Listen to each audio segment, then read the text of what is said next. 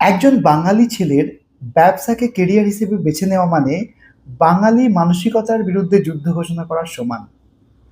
এই যেমন বাঙালিরা যদি পড়াশোনা করে, মাধ্যমিক, উচ্চ মাধ্যমিক পাস করে, তো মাধ্যমিকে যারা টপ 10% স্টুডেন্ট হয়, যারা 90%, মোর দ্যান 90% মার্কস পায়, তাদের প্রত্যেকেরই স্বপ্ন বেছে দেওয়া হয়, ফিক্স করে দেওয়া হয় কি তারা ডক্টরই হবে।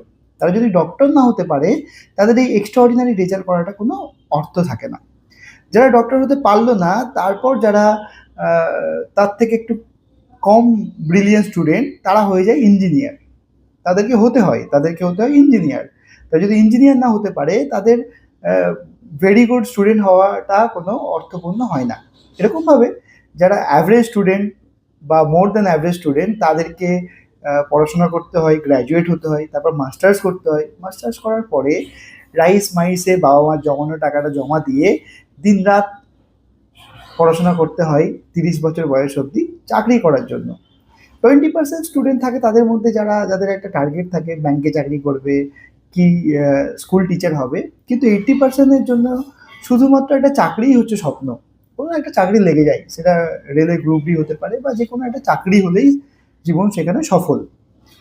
তারপর আসে যারা average student or below average student, যারা কোনো মতে পড়াশোনা করে গ্র্যাজুয়েট হয়, তাদেরকেও একটা চাকরিই পেতে হয়।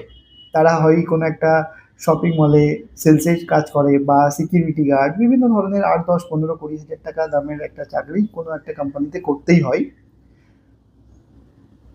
এটা বাধ্যতামূলক তাদের জন্য।